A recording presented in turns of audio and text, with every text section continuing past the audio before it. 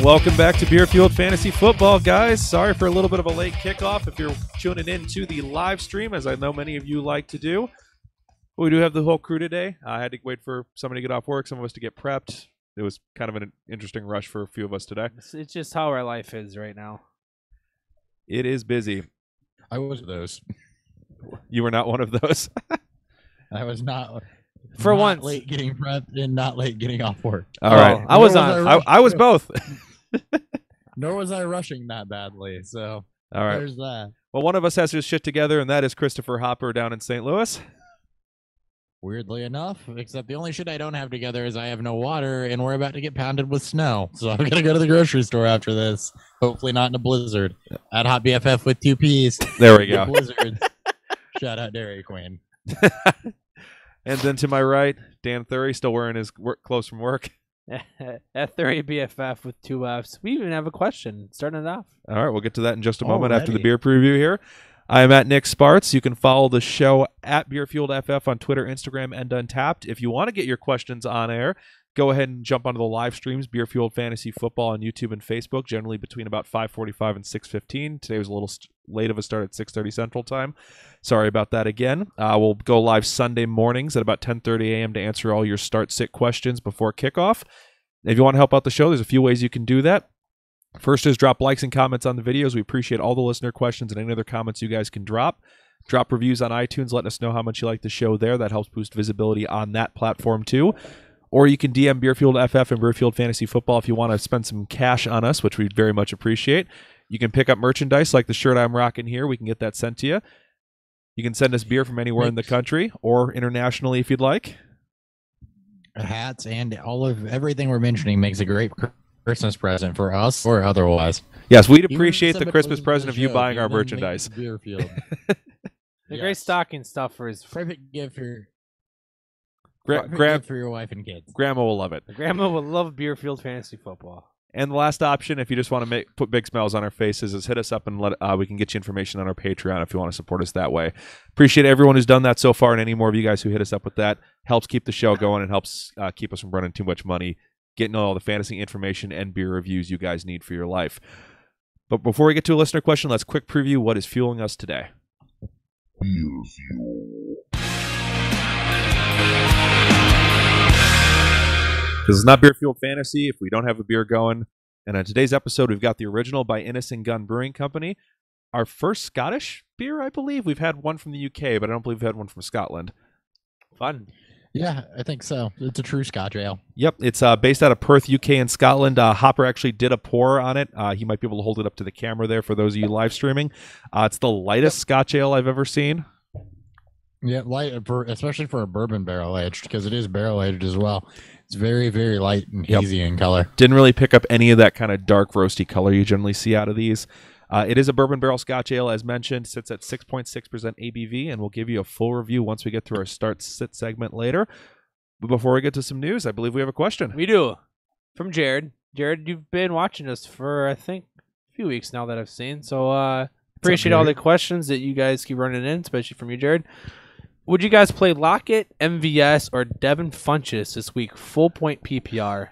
Not to spoil it too much, but Lockett's one of my start of the weeks this week, so I'm going with Tyler Lockett. Yeah, I like them all this week, the actually. one I like most about them. Yeah. Out of them. Yeah.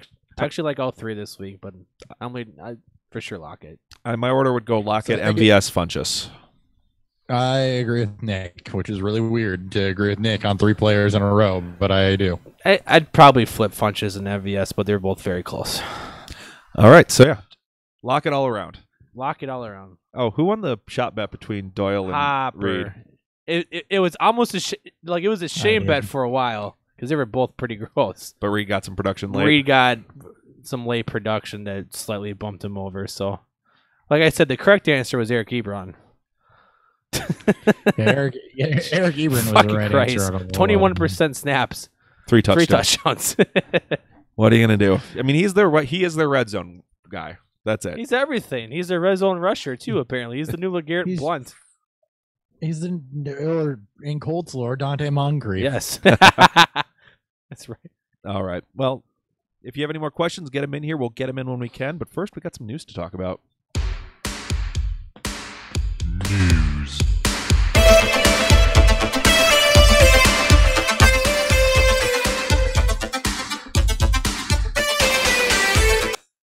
Coach Kyle Shanahan said Nick Mullins will continue to be the 49ers starting quarterback until he says otherwise. So it's basically the because he said so version of coaching. Yes, because we totally need to see what's his face. He's not any worse than Bethard? CJ Bethard. No, he's played slightly better than. Well, I don't know if he's played better.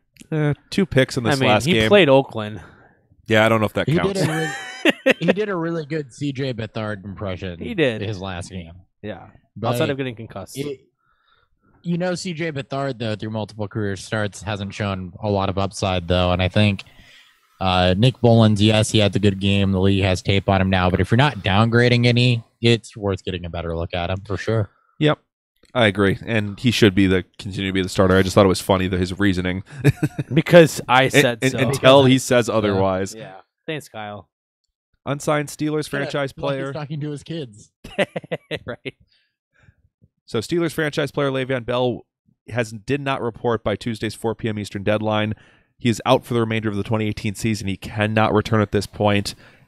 So he is done for the season. If you had him on your roster and it's not a keeper dynasty format, you can safely cut him. The biggest draft bust in fantasy history.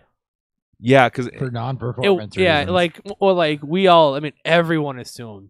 All experts, I think even the Steelers organization, maybe even Bell himself.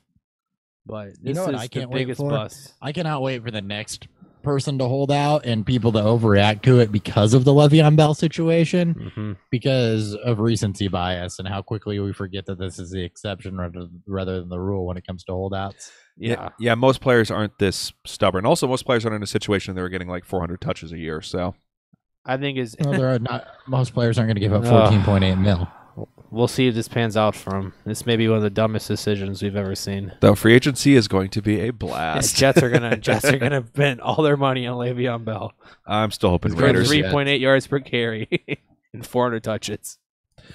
All right. We've been waiting for this all season. I'm sure we'll get another Hopper rant out of it. Texans activated running back Deontay Foreman with his Achilles injury from the PUP list, opening the 21-day window to pull him out into the active roster. Yay. I'll go ahead and say it. I mean, if you're going to go ahead and stash him, I mean, in deeper leagues, okay, but just don't expect it. He's still a guy that, even if he flashes late in this year, that I want to get on my dynasty team. I want to get him as a throw-in part of a trade, maybe early on in the offseason, especially if he doesn't come back this year or doesn't play. But I don't expect a ton of productivity out of him. Yeah, there's no real thing for redraft because by the time he could come back, you're in the playoffs, and I don't know how the fuck you're gonna trust Deontay Foreman, coming off an Achilles injury to be, fantasy relevant those last few weeks. And it's not like they're going to give him all the work or anything. Yeah, but if you No. want to go out there and buy him in Dynasty because you like what you saw, like what we saw from him on his tape out of Texas, his buy window is still pretty low. If he comes back and flashes anything, though, it's going to start to increase because I think he's the guy to own back here next season. So, and the ugly news is this is their schedule. Redskins, Titans, Browns, Colts, Jets, Eagles. So Oof. two Oof. matchups you'd consider even starting them. Two okay matchups there. Yeah, Yeah, that's Jets it. and Browns. Others are pretty gross. Yeah, they're mad bad. Yeah, I don't know. But no, not a rant there because I don't hate Deontay Foreman. I just, to everybody that was drafting him in the late rounds, this is exactly what we said was going to happen. He'd be on the PUP. He'd come back in November, and even then it was questionable if he would perform, and I'm standing by that. No, I No. completely. He still may not be back by November. They may wait 2-3 weeks and then just that's it. Yeah, he could still continue to be a healthy scratch. He could be or a playoff guy that they try to use during the playoffs if they make it there. I don't see them rushing him back if they're not making the playoffs. Yep, I agree. All right. Randall Cobb hamstring has been ruled out for Week 11 against the Seahawks. So he continues What a to. disappointment he's been. Another massive draft bust this year. Yeah, we got a little too high on him. And we had no idea MVS was going to be this important to this team Well, I either. mean, he's he- been you banged can't up. predict soft tissue. Yeah, he's been hurt. Yeah, he just keeps re-aggravating the same injury. Yep, it's a hamstring issue, and that's what's up with those. But I mean, really, even with him out, it's been MVS and Devontae Adams. ESB hasn't really stepped up and done much, and neither has Graham. So I think you just continue to run MVS out there, and Aaron Jones is getting more touches as we get deeper into the season, and that's how the Packers are going to play. Yeah. Yep, I agree. We have a bunch of listener questions here. All right, let's quick finish up the news, and we'll get to those. Okay. Continuing the AFC East circle of wide receivers suck. Dolphins signed wide receiver Bryce Butler, and Bills signed wide receiver Deontay Thompson. Okay. Well, Deontay Thompson's back with the Bills where he was last year. He knows that system, so he could. They cut Terrell Pryor to bring him in. He is at least interesting because he doesn't have to learn the offense. Bryce Butler in Miami, though, is just not an interesting thing at all. No, he might be Kenny Stills' insurance, so that may say more about Stills than anything else. I'm not running out and picking up either of these guys. No, I wouldn't either. It may just say more about what they think about what they currently have. Well, which sucks for both teams. So if anyone's been holding the Chargers defense, good news. Joey Bosa has been cleared to practice. I don't know. Have you seen the rest of the season schedule? I don't know if holding on to him is the best decision. I think they have some pretty ridiculous matchups coming up. I know they get the Chiefs once more. I've been holding him in Dynasty all season. That's good, yeah. Well, that's fine. They're still a very good defense. All right. Redraft, though, no. We mentioned this in Monday's episode because it happened while we were on air, but we didn't get a chance to really talk about it much. Bengals hire Hugh Jackson as a special assistant to the head coach. Just because they have 2 games left against the Browns. And he knows how to contain Baker Mayfield.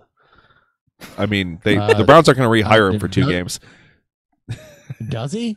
Does he know how to contain Baker Mayfield? Because I'm pretty sure he didn't realize who was on his team half the time. Yeah, when he writes the game script, he might. That's the point. It was a joke because he knows how to, never mind. Forget it. Woo! That landed flat. It didn't go over my head. The delivery was poor.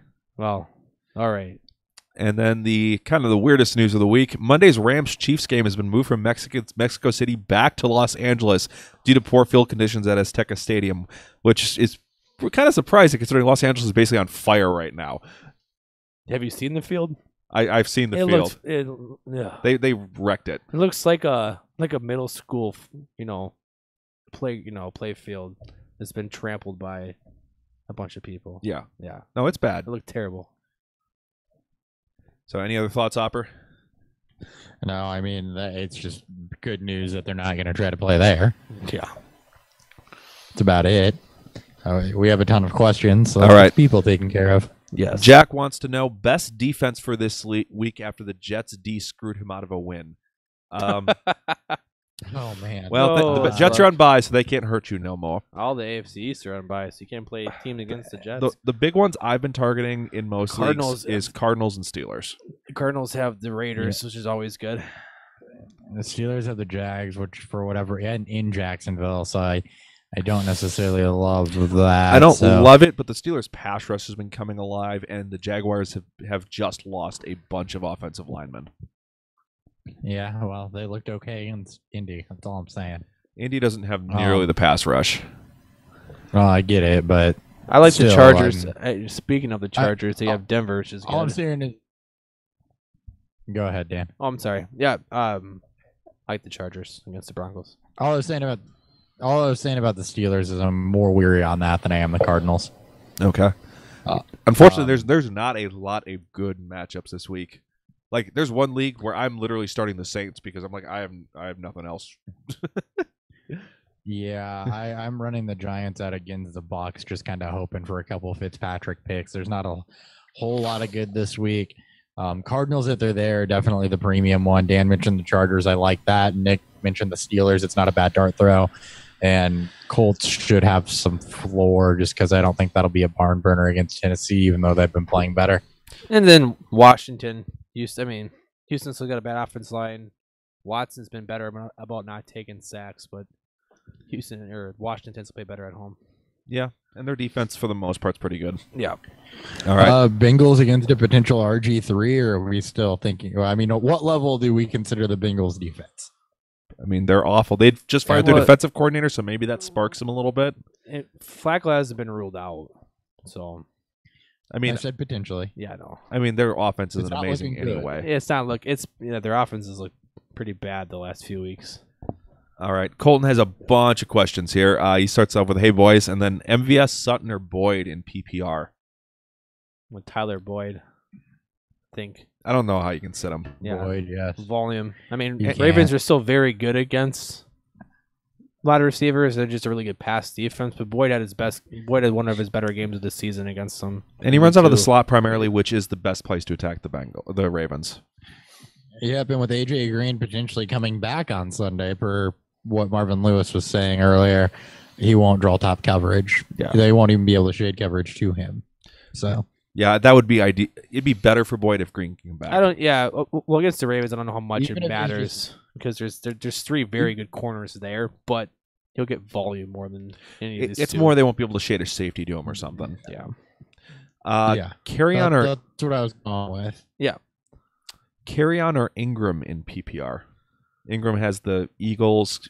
Carry on. I forget who the Lions Well, have. Johnson's spoiler. It's the start of the week for They me. got the Panthers. It's not a good matchup, but it wasn't a good matchup last week. 2 touchdowns. He gets used in that offense now with Tate gone too, even with Theo healthy. Yeah, and Blunt has basically been regulated to nothing. Yeah. So yeah, Yeah. I like Carry on. He's safer probably. Yeah. And then Ty or Evans PPR this week and rest of season. I think I'm going Ty this week. And Titans. T.Y.'s got the Titans this week, which He won't. wasn't as fruitful as we had hoped for, but it should still be fine. I mean, Gordon still gave you what, like 80, 90 yards against him? Is he going to drop Malcolm Yeah, Butler because he plays 88. out of the slot primarily? Well, and I don't think Edelman went for like 95. Yeah. yeah, I was at 104 for Edelman. Yeah. But Edelman's So, yeah. more of a target hog in that offense. So yeah, I mean, give me Ty this who week. the Bucks play? The Giants, Giants. right? I like Evans still. Giants. So he'll catch Jackrabbit. There'll be enough throwing it. With Evans, the thing that concerns me is that he's had okay matchups the last few weeks and Yeah. has been completely inefficient with his targets. Yeah, he's been so hit or miss the last couple weeks that I just don't trust Evans week to week. Now, in terms of who scores more points rest of the season, probably Evans, especially some of their matchups, but They're both not great. I mean, Ty.'s a touchdown dependent, doesn't get a lot of volume. And then Mike just has gotten the targets for the most part, just hasn't been productive. I mean, 1 reception on 10 targets is pretty bad, a couple of weeks ago, but I like the Bucks to throw more. and Colton says, did I miss the beer review? And I assume he made my mistake and meant preview. We've got Innis and Guinness's the original bourbon barrel. Innis and Gunn. Innis and Gunn. Sorry, did I say Innis and Guinness? I just renamed Innis it. and Guinness. You did. It's collaboration. After school special. Innis and Guinness. All right, and then Jimmy wants to know Jordan Howard or Doug Martin this week. I'm Doug going Doug Martin. Yeah, I don't like Howard's matchup. I'm also going Doug Martin. He was going to be my start of the week, and then I looked and realized he was Knicks. We have a lot this week. Yeah, it was a super deep Yeah. version. It was. All right, and then Colton has another couple comments, but I'll let people who are in chat read those. All right, let's move on to some guys who did not practice Wednesday before we let you know what the hell happened Monday night. Not surprisingly, Joe Flacco did not practice with his hip injury. Do we think he goes this week? And if not, who is the starting quarterback? Nope. It's going to be Lamar Jackson. Really? 'Cause everything I'm hearing is No. pointing to RG. And When did RD win? It's always all I've heard has been Lamar Jackson. It's all I've heard. It's been all him. I've heard no at least RG3. 3 things today that were RG3. That must have just came out today then. Yeah, there was stuff coming out Yeah, I've today read from at beat least- reporters. Yeah, I've read at least 3 different things today that say RG3 if Flacco doesn't go, which is the right decision in my opinion. Yeah. Because I think RG3 gives them the best chance to win, but for Jackson's development, I think that bringing him along slowly is the better option. Yeah, they'll still run the 5 or 10 weird Jackson plays that they run every single week, but Okay. Yeah. That is new. All Not right. bad. Been working all day. and we got a full slate of receivers here. Just let me know if you think they're going to go or what your concern level is. AJ Green, foot. He'll go, but I'm afraid he might be a decoy. I don't think he goes. Marvin Jones, knee. He doesn't go. Well, see Wade Friday, maybe. So you're a maybe, and Hopper says no. Yeah. All right. I'm asking you to dust that crystal ball a little harder. Oh, okay. Well, it's Wednesday's practice. It's okay. Chris Godwin, ankle. He'll go. Sure. Sanu, hip. Probably plays, but I don't really care. Yeah, they're getting less important as we get on the list here. Jamison Crowder, ankle. No. No. Has he played at all this We season? hope he Not plays. since week 6. But he probably won't. Taywan Taylor, foot. Again, do I care? But probably not. And Torrey Smith, knee. And I definitely don't care. Don't care. But let's just say no. Okay.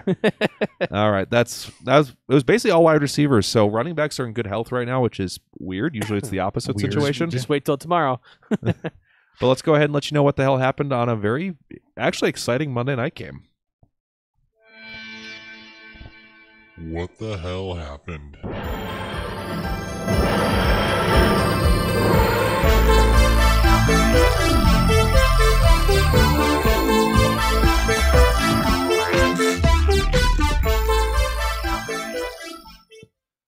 All right. So we have a Giants win over the 49ers in the San Francisco area, winning 27-23 with a last-second Sterling Shepard touchdown.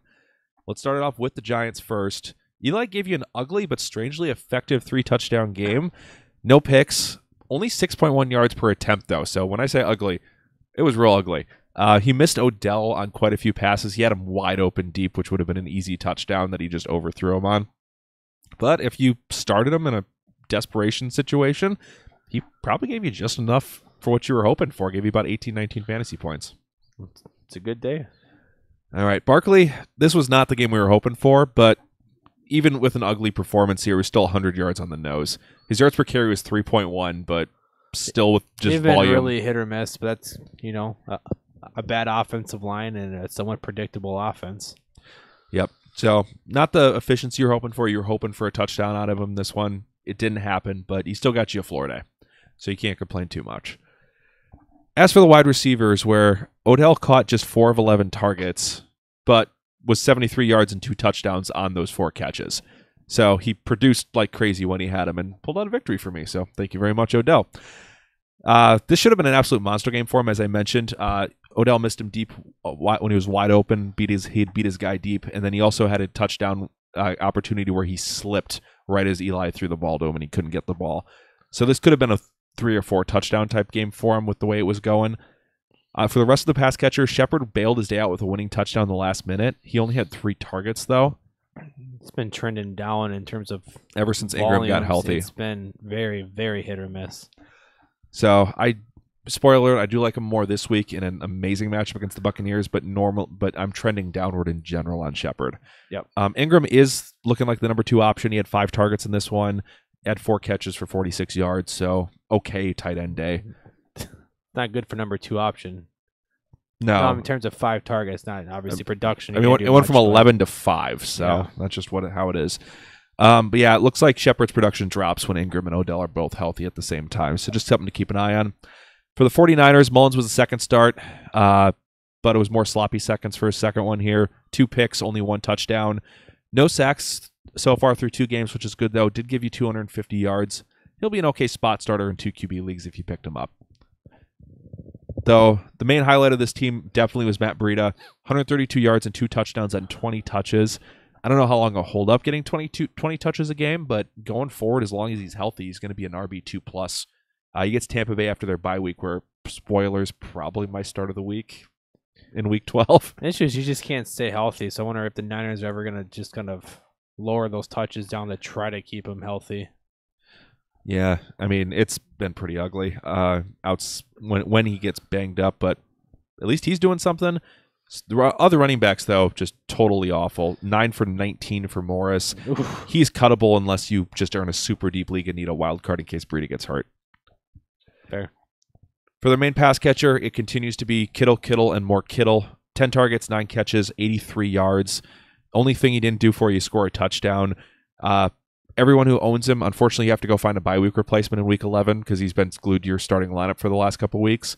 You'll have to just get through that, and then you can stick him right back in there through the rest of the season. So just got to get 1 week you got to get through. You can do it. He's the league leader in target share amongst all tight ends. 31%. He's ahead of Ertz. Ertz, he's at Ertz and Kelsey, who are 1, 2, and 3. Ertz is 30, and Kelsey's, I think, is 27. Yeah. I'm on targets for tight ends. It's Jeez. unreal. And those are your big three right now. Yeah. Good and Bourne are your kind of wide receiver 2A and 2B behind Kittle. Goodwin's the only one who I really consider startable just because he gets a significantly higher average depth of target and more big playability. He's a low-end wide receiver 3 going forward for me, but I will like him in the Tampa Bay matchup after their bye week. That's all I got on that matchup. We're going to do an extended start-sit for you guys this week. We couldn't think of a good lounge segment. We covered most of the topics we wanted to go over. So instead, we're just going to go ahead and deep dive more players for start-sit because we know you guys need to eke out wins right now, so give you some more players you should either start or sit. Start 'em, sit 'em.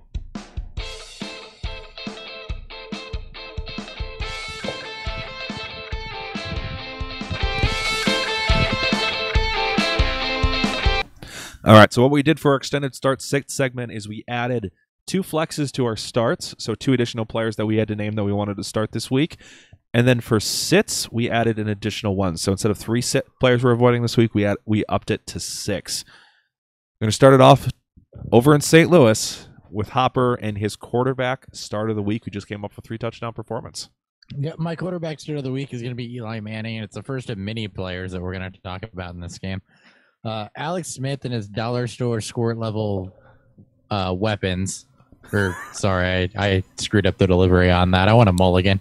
Alex Smith and his dollar store squirt gun level weapons are the only quarterback Tampa Bay has held to under 20 points. Eli has had just 2 games under 35 attempts. He looked good against a bad defense last week, throwing for 3 touchdowns. He does have weapons against a very, very bad defense. And Eli, honestly, has played above the Flacco line in every game since week 1. And if you don't know what the Flacco line is, that's either 250 or fewer yards with more interceptions and touchdowns. That's the Flacco line. Yep. So. That all you got on Eli?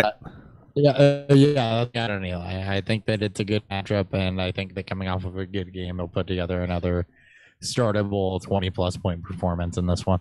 All right. Dan, you go to a quarterback who we'd kind of buried a little bit over the last couple of weeks. Yeah, the matchup looks better. But before we get to that matchup, we got a question from Jorge here. Since you guys just spoke about Ingram, who would you play? Evan Ingram or Jack Doyle this week? Who do the Colts have? Titans.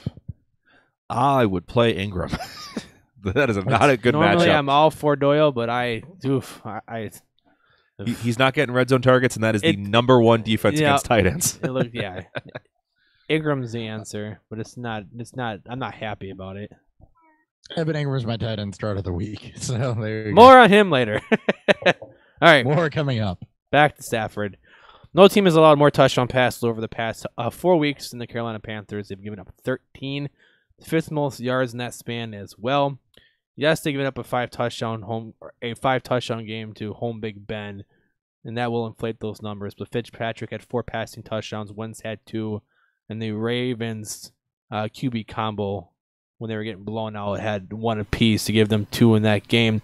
So decent floor for him in this game. We got to see the offense start to click a bit against the Bears in the second half. Yes, it was garbage time, but last time I checked, garbage time is great for fantasy. I like Stafford this week, even though the matchup maybe on paper doesn't look fantastic. All right. My start of the week is Dak Prescott, who, yeah, I know. We're there, boys. But he gets the Falcons defense, who we've started many quarterback start of the weeks over. And over the last 4 weeks, he's actually been pretty solid. He's averaging 242 yards, 1.5 touchdowns through the air. He's had an average of 34 rushing yards and a rushing touchdown in 3 out of those 4 games as well. And those were against Jacksonville, the Redskins, Titans, and Eagles. So 2 of those teams are top 10 against opposing quarterbacks, Jacksonville and Tennessee. Eagles and Washington, who are more middle of the pack, are still way better than Atlanta, who's bottom 5. It's a solid matchup. He's been trending in the right direction, as if had 4 straight games with at least 15 points. 3 of them were over 20. He's a decent streamer this week. If you're looking desperate, I would actually take him over my quarterback set of the week, who is normally regarded significantly higher. Go ahead here and go to running back start of the week. Hopper, you're continuing to target the Giants and Buccaneers game. This was not on purpose. Like I had originally said, it was going to be Doug Martin, but Nick had him already. Spoilers, I guess. So I had to go to option B, which is Peyton Barber. He's played in it at least a flex level against Atlanta and Carolina. He showed up against Washington, which on paper was a tougher matchup. The Giants are now 10th in points led to running backs after back-to-back weeks, allowing 25 plus to Adrian Peterson and Matt Breida, who aren't exactly who's elite running backs.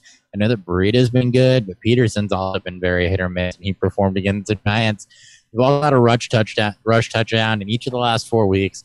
They're up to 29.1 points led to running backs a game over the last 3 weeks, and that's up from their 21.8 mark on the season. So they're progressively getting worse, whereas Peyton Barber has progressively gotten at least better. And so if you're looking for an emergency start this week, somebody to plug and play, go ahead and run Peyton Barber out there.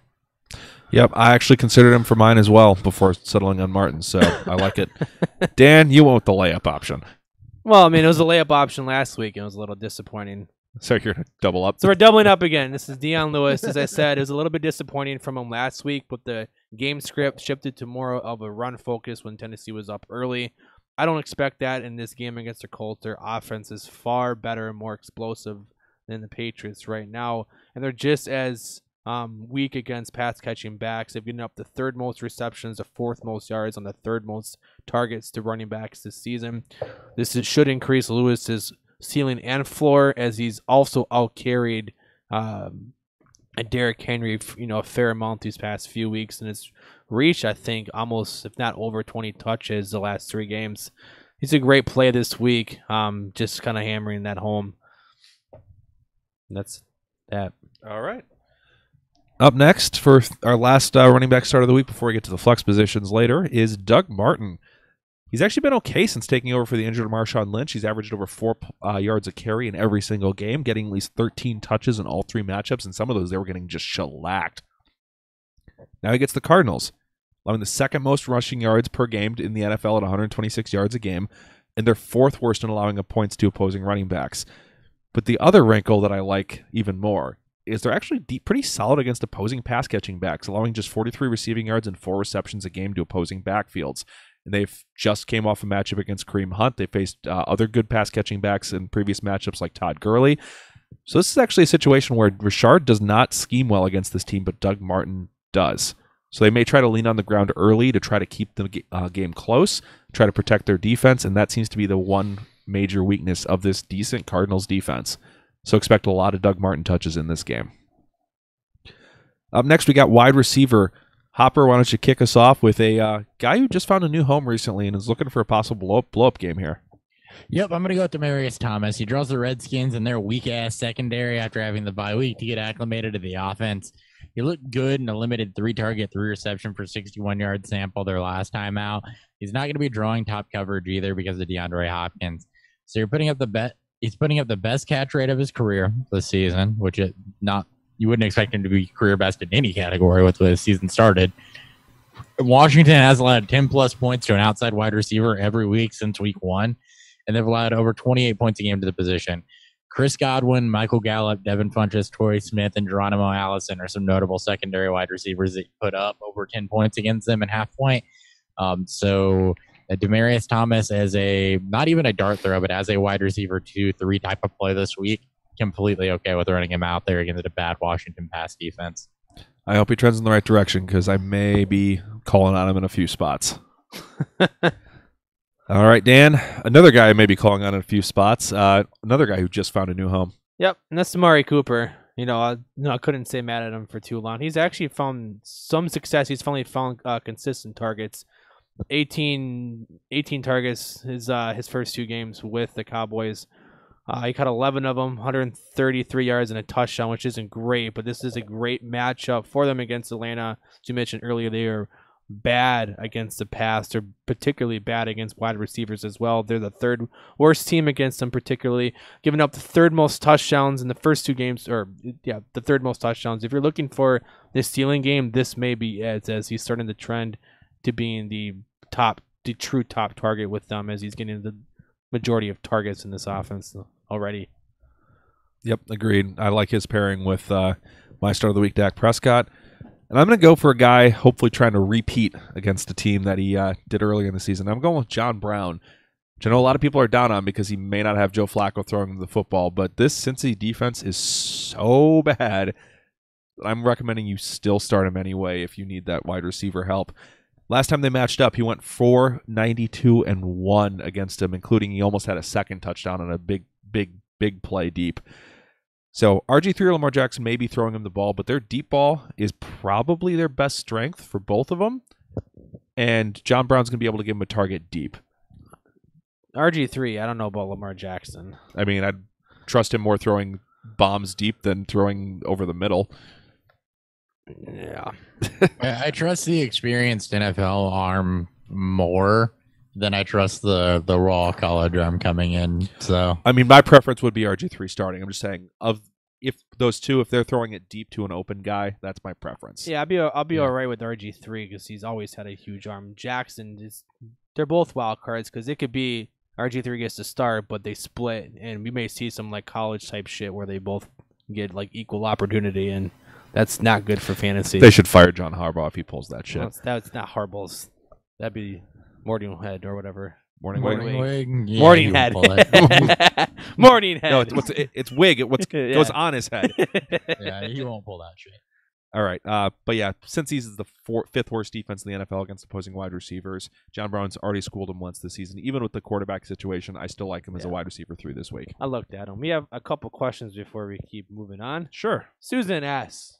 I'm assuming this is Golden Tate. So do you play Golden Tate, Anthony Miller, or Cortland Sutton in full point PPR this week? Give me Cortland Sutton. Yeah, it's Sutton, Miller, Tate for me probably. I still want to see Golden Tate kind of acclimate to that offense and Wentz uses secondary wide receivers more. Anthony Miller, we saw kind of a mini breakout in what should require a decent amount of offense, but Cortland Sutton against the Chargers secondary that's underperformed is the best bet. Yeah, it's amazing how far fallen Tate is. At this point. He got less than 20% snaps last week, so that's if I'm not surprised yeah. on that. He's still new to the offense. If someone's like he's getting 85% snaps this week, he'd be my pick. But yeah. And then Jimmy says surprised Wentz having to throw at least 50 times to keep up with the Saints that we didn't pick him. I thought that would be way too obvious. Yeah, we try not to do obvious picks. Our starts of the week, we try to go typically towards guys that you're not going to run out every week is kind of an automatic thing, which is why, Todd Gurley isn't a start of the week every week, or guys that you may be able to snipe up off waivers in some, shallow to mid-sized leagues. So we try to stay away from the obvious ones. Yeah. Anybody who has Wentz is definitely rolling him out there this week. And he's probably my quarterback 3. That's why I don't really hate Tate as much this week, but I think Sutton's upside for Susan's question, I think is what makes me lean him. Yeah, just keep in mind that as we go through our starts of the week, if we don't talk about like a Todd Gurley or a Carson Wentz or a Drew Brees or Patrick Mahomes, Patrick Mahomes, Adam Thielen, Devontae Adams, guys like that, it's because we assume that if you own them, you are starting them and you're not thinking about it. We try to hit more of that start-sit area where maybe guys you're on the fence about or have questions with or need a bye week fill in or snap somebody up on waivers. Yeah. Your flex positions. Yeah. Where are you looking at for or those? players you're looking at, you're like, I don't start them every week. Do I start them this week? That's right. Yeah, so just like that too. All right. So let's move on to tight ends where Hopper already gave the cat away. Speaking of cats, Evan Ingram is his start of the week at tight end.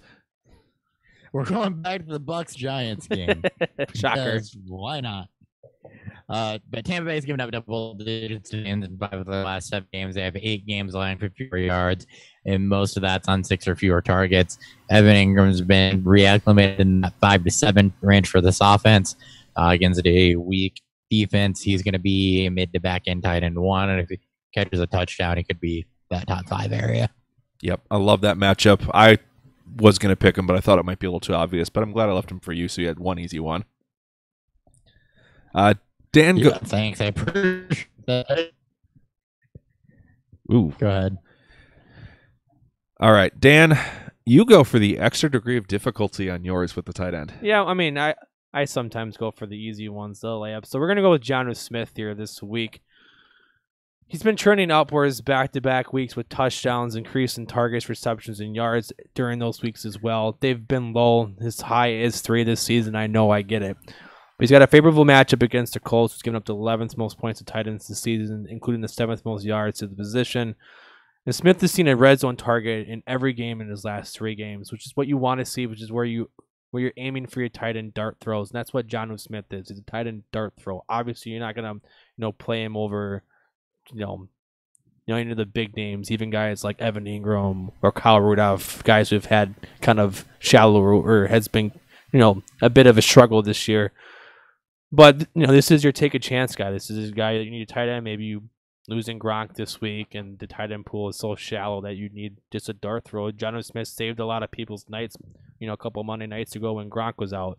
That's what you're looking for. Is that touchdown, and he's been getting those opportunities. Yep, and he's got 2 nice games in a row, so I like it. All right, I'm going to go with Ricky Seals-Jones. This is my other one. Mr. NASCAR. Saw a season high in targets last week with 9, and now he gets a bottom 6 Raiders defense against opposing tight ends, and they have 0 pass rush, so there's no reason for them to hold Seals-Jones in to help assist block, even with how bad the offensive line is in Arizona. The target should be there this week. He seems to have an increased role in this offense ever since Leftwich took over. He's trending in the right direction. And it's all kind of building up to a situation where we should see a breakout game here in the next week or 2 if this continues. And this is an ideal matchup for it to happen.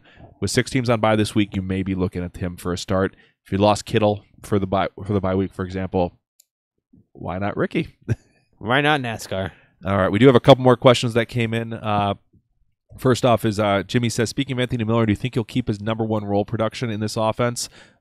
Robinson took that when he came back with a statement. Yeah, he proved me a bit wrong, but it's good to see that Bears offense show up, especially Robinson being targeted downfield even more, or at least being able to. He's always been targeted downfield, but at least make that production with it.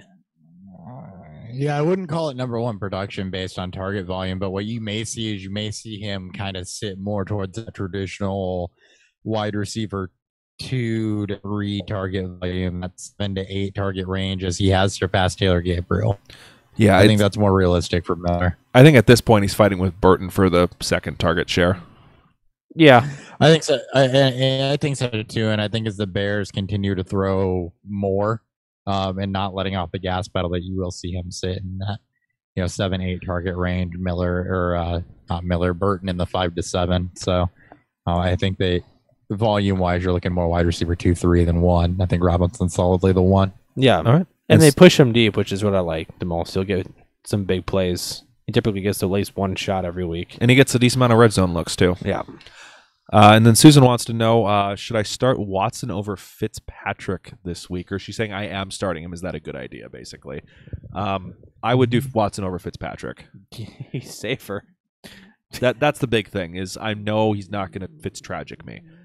Their ceilings are similar, too. Yeah. I agree with that completely.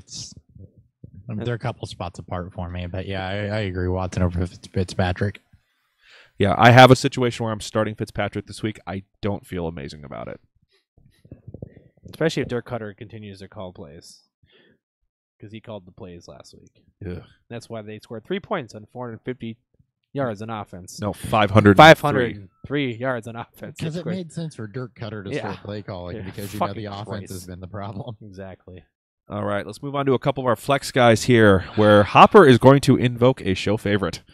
I am definitely invoking it, and I am doing it for the reason. It's purely the reason, too. I love Brandon it. LaFell rule is in full force. Brandon LaFell rule has been invoked. It is invoked, and it is Brandon LaFell. So we're not invoking the Brandon LaFell rule on somebody else. It is Brandon LaFell.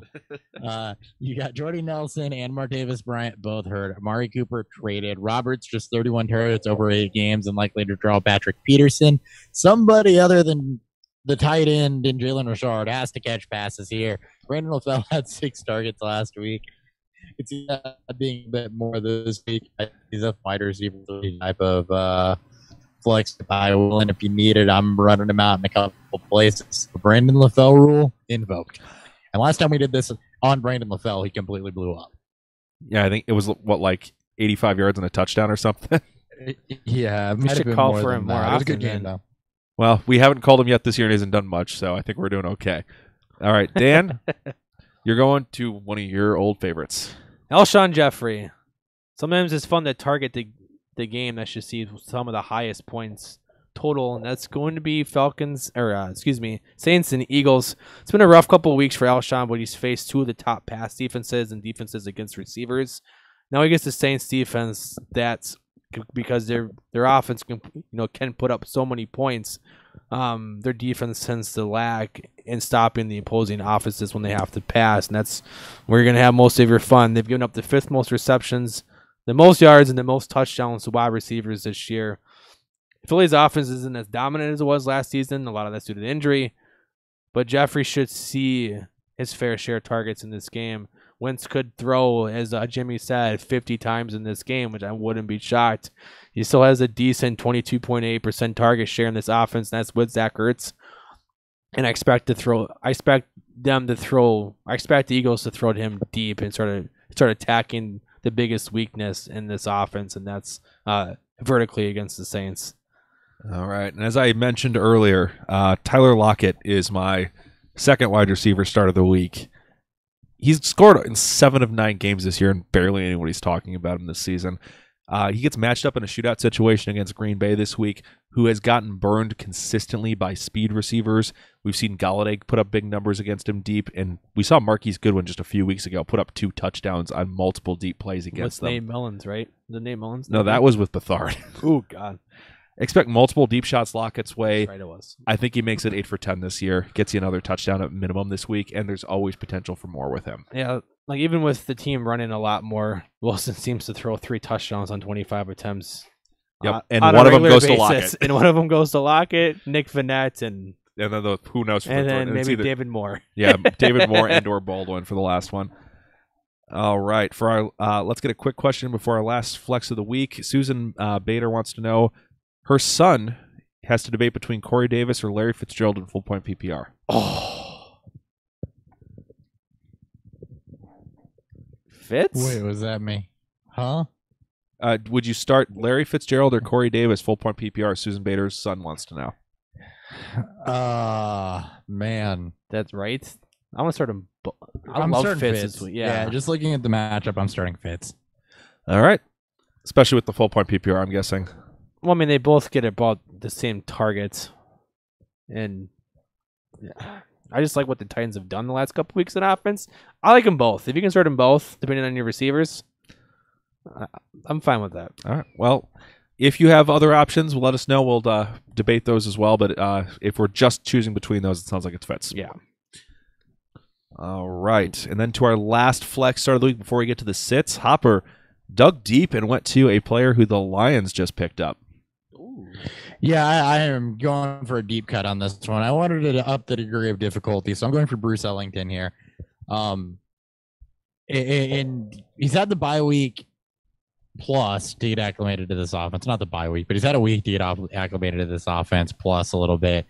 Humphreys was 82 for 2 and a touchdown. Snead 5 for 54. Beasley 7 for 73. Basically, Carolina's vulnerable out of the slot. Basically, Captain Munnerlyn sucks. Yeah, exactly, which is where Ellington plays. With Marvin Jones still ailing, TJ Jones may take that slot outside. But this has been a weakness for Carolina, and Brandon Powell hasn't really shown you anything as much as he is supposed to be the quote-unquote Tate heir. So I think this could be one of those weird games that we seem to get every year where Bruce Ellington has himself a good one. So I'm just going to go ahead and place that of, hey, I'm in a couple places where I had to go to the emergency reserves, especially because of the Cooper Kupp injury. It's not the worst matchup or decision that you could make. We've seen Ellington put up some decent games in the past. All right. Dan, your last start of the week. Mine is not Nearly that digging deep. It's Kerryon Johnson. Not a great matchup. I understand that. But it wasn't a great matchup last week and he was able to produce. He's been able to produce in this offense even with limited or even with not a full workload in terms of a bell call type of workload, which is what you want to see. Panthers have been good against running backs this season, but they can be attacked through the air with them. They've given up, I believe, top 10 in receptions these last 4 weeks.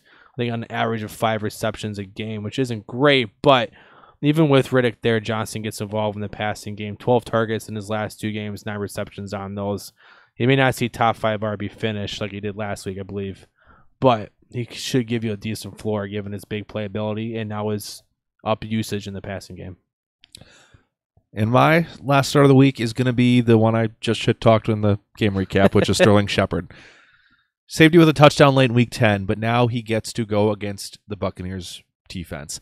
Specifically, Carlton Davis, the slot corner for the Buccaneers, who just has allowed 90-plus yard performances from Tyler Boyd and Jarvis Landry, where they both scored over the last 4 weeks. Those are the primary 2 good slot receivers he's faced. Shepard should get good targets in this one. This should be a shootout type game where Eli Manning is going to have to throw. Not all of it can go to Odell, so expect good performances from both Ingram and Shepard in this one, operating over the middle of the field, where the Buccaneers are worst in the league against guys over the middle this season. All right. Time to talk a couple sits. Hopper, kick us off with a guy. I'm just looking at this list. I see a lot of Bears-Vikings, so first row is all Bears-Vikings. As it should be. It very well should be. My sits of the week, I'm going to start with Dalvin Cook. Just 42nd yards created per carry at 0.95. That's not great. That's on the O-line, though. Has just a 2.2% breakaway run rate as well. Also on the O-line. And the Bears front is very, very good, which the Vikings offensive line is not. Chicago has held 5 backs under 6 points this year. They've only allowed more than 15 points twice all season. He brought up Kerryon Johnson earlier, but he managed just 51 rushing yards.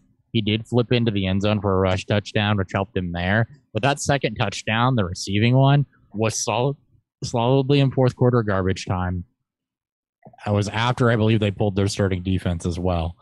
And 4 of his 7 catches and 29 of his 38 yards were on the Lions' last 2 drives, also in garbage time. So that's not so much of an indictment on the Bears' defense or the fact that they suddenly got worse against the run as it is on the fact that they pulled out and were dominating the Lions so much to where they did not have to play the run necessarily hard. So it allowed Johnson, they're giving him the underneath stuff, which allowed Johnson to get involved.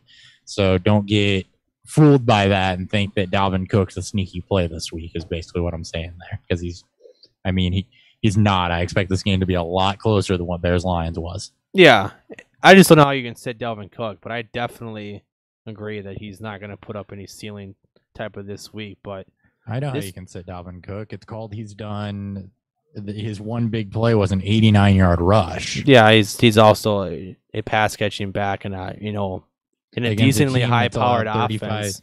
Against a team that's allowed 35 yards per game to pass-catching running backs. So, yeah.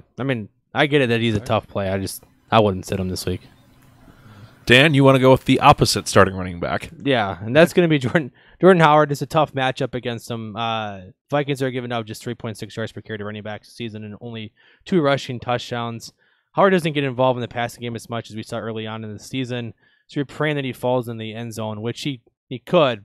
But for me, this game script could work against him.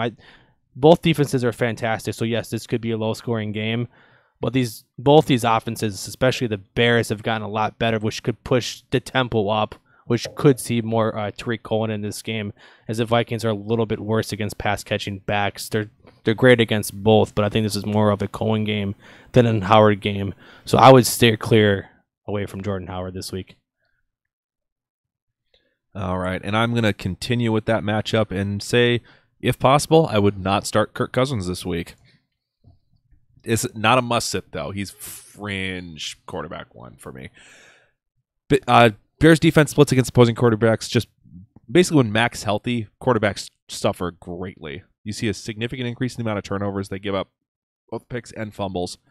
Mac is healthy, as we saw when he rolled Stafford over like 5 times last week. Cousins will be under fire.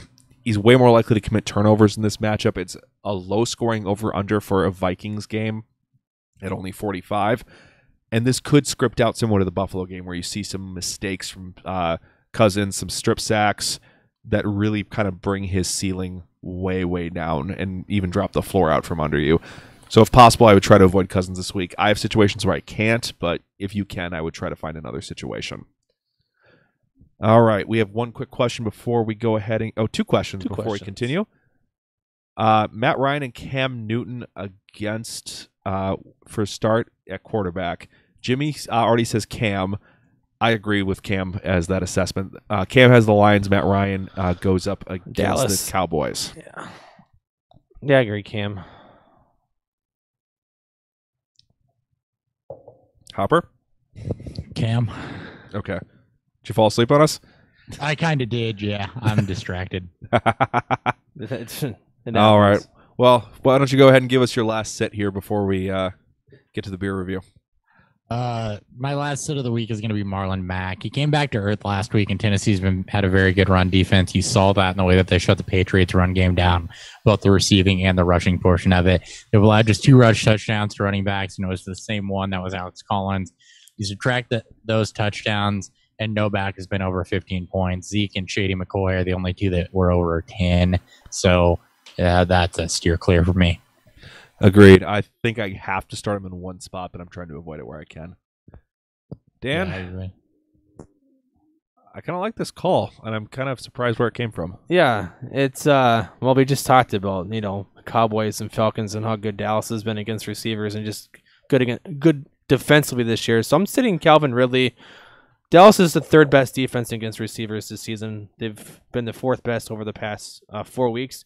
They've only given up 6 receiving touchdowns on the season, which I think is 3rd best.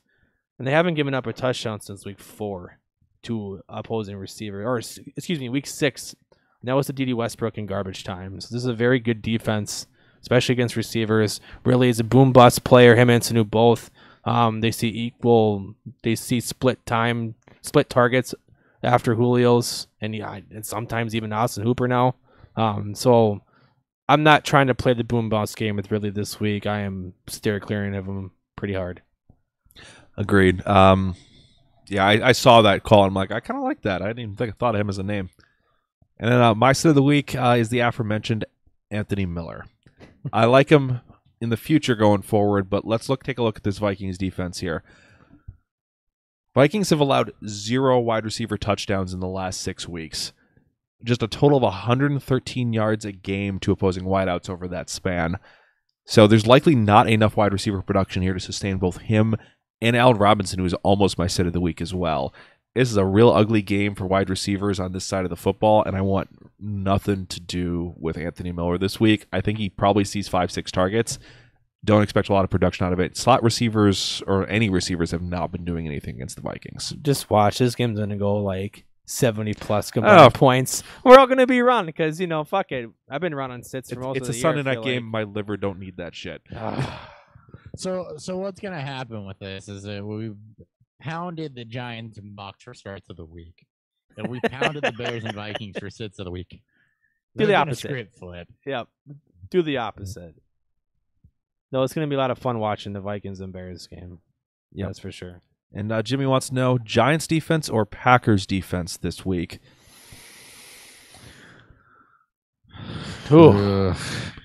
I'm starting the Giants just because Fitzpatrick has a better chance of showing up than, Rodgers. I mean, exactly. Can you start no defense? Is there somebody else pick up Oakland against Arizona? Fuck it. I mean, play against the worst the worst offense amongst those three. I'd rather go with the Giants just because there is some measurable upside there, even though the floor is non-existent. Yeah, Texans or Redskins, Steelers. I mean, Bengals, Cincinnati. Even I don't know. Baltimore people have dropped them. The Vikings on waivers. The Vikings, pick them up. I'm like, Seattle's offense has been more balanced, a lot more balanced than I thought it'd be. And but, not a lot Wilson's still getting them going. Not a lot of turnovers, not a lot of sacks. Yeah, that's oof. All right. Well, that is it for our start sits of the week. Thank you for enjoying the extended segment. Let's go ahead and give you guys a beer review. Beer review.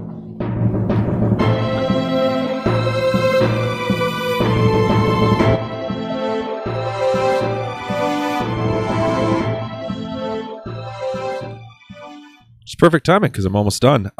What'd you guys think of Innis and Gunn's The Original? As Dan mentioned, it's very crisp. It is lighter in color, lighter in body than most barrel-aged Scotch ales I've had.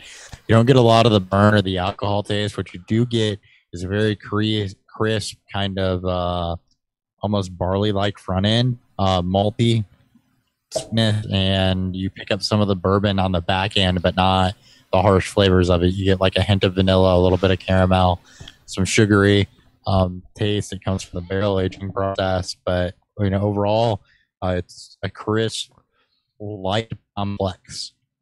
Yeah, this is very, very solid. If you want to get introduced to Scotch ale, I maybe start with this if you aren't used to bourbon taste or more of that harsher alcohol taste, because it's not really in there. It's crisp, very light. You can almost pound these. It's 6.6, so I probably wouldn't recommend trying to pound a bunch of them. But you don't get a lot of that fullness that you would get from drinking any sort of Scotch ale or anything like that. Definitely the mildest Scotch I've ever had. Yeah, the malt really sticks out too. To the point where it's if you didn't tell me it was a Scotch, I might take a sip and go Oktoberfest a little bit. Scotch? Like it's real mild in the taste. It doesn't come up and kick you in the teeth like a lot of Scotch ales do, where it's like, this is a fucking Scotch ale. No, it's like, okay, it's got a little bit of that Scotch flavor, ever so hint of the bourbon. The color kind of indicates too that it's got that kind of milder flavor. Just fantastic overall build.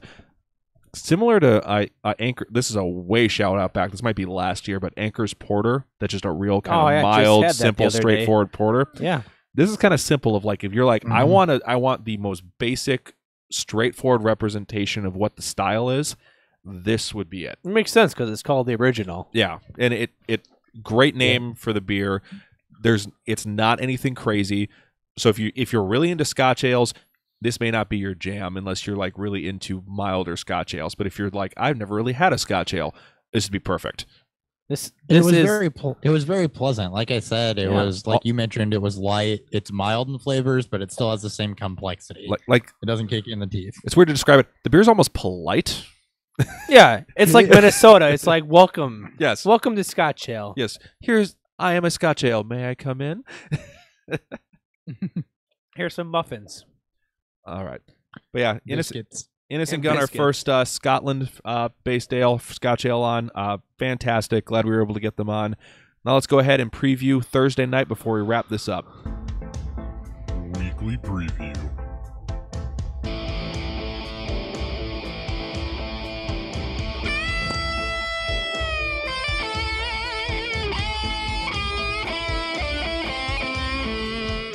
All right. Hopper has this game. It is going to be Green Bay traveling out to Seattle. It is a 3-point favorites for the Seahawks, 49.5 point over under. What do we see shaking out here, Hopper? All right, let's start with the Packers because we always start with the road team. Rodgers is kind of a duh start this week. It's not because Seattle's defense is excessively bad. They're in Seattle, so that's not great, but it's because it's Aaron Rodgers. Aaron Jones, you get the Seahawks team that's been league average mostly, especially against the run. He's been incredibly efficient, though. He's going to have the backfield to himself. Probably around 15 touches again is what I expect for him. He's a solid running back, too. But don't expect a blow-up. It's going to be just slightly above his floor, I think. Devontae Adams is an absolute must-start every week. MVS, on the other hand, he's not a bad option again this week. Seattle's given up points in double digits to secondary wide receivers of the last 5 weeks. Or in 4 of 5 games. The only one they didn't was Oakland. Seattle's also given up double-digit points has not given up double-digit points to the tight end at all this season, though. So Jimmy Graham, it's a revenge game. He's back in Seattle. That's about the only narrative I can make for starting him, but you're probably going to start him anyway. So sum it up, you're starting Rodgers, Jones, Adams for sure. MVS and Graham are both okay. All right. And for the Seahawks? For the Seahawks, Russell Wilson, again, obvious start. He's at home. He's been absolutely killing it the second half of the season. Again today, a pretty mad Packers defense. Chris Carson is the only back that I'm really like, okay, yeah, I'm comfortable starting him. He's a high-end flex play against Green Bay's run defense. Mike Davis is a back-end flex play, and Rashad Penny, I'm just kind of curious to see how this plays out with everybody producing like they did last week, which is why Carson's the only one I'm comfortable with. I don't think he sees 32, 33 touches in this one. But even if he sees 15, he should be fine. Tyler Lockett's the only wide receiver that I want to trust at this point, as Baldwin has absolutely not performed, and David Moore's been very touchdown dependent. He's a wide receiver too in this one. Baldwin, I'd still run out there in case of emergency, but I've got to be completely desperate to do that, and that's because of the passing volume that I expect in this, not because I love Doug Baldwin. And Nick Vannett, he's had two very startable games for two very different reasons. One was volume, the other was just a touchdown on, I think, 2 targets, 1 reception. Green Bay's not giving up more than 5 points to a tight end since week 3, so I'm avoiding him. All right. And trying to both defense if I can. Yeah, I don't want much to do with either defense in this one. Even with the lower over-under, it's 49.5, so not super high. And Green Bay's gotten under the last 3 games. Shout out to my coworker and I have talked about this pretty extensively the last couple nights. Okay. Is he a Seahawks or Packers fan? No, he's a betting fan. Betting fan, okay. Yes. All right. Well, that puts a bow on Wednesday's episode. Sorry for the late start and late run here. If you guys tuned in, I appreciate all the listener questions we got. So shout out to all you guys. To wrap this, gals. And gals. Yeah, just collective group. Thank you all for all your we'll be listening. back. We'll be back Friday, preview with all of the 12 Sunday, Monday games for you guys. Sunday will be a normal QA show at 10:30 in the morning. Will Dan be there? Dan will be in St. Louis with Hopper. So that's right. You guys are doing the dual cast from St. Louis. Yeah, we may be in some harshest conditions, depending on how hard we go the night before. Well, we'll get some strange donuts, get some coffee in you. You'll be all right. All right. So I'll be at Eddie's alone. No, Jen. Ask Ian what he's doing.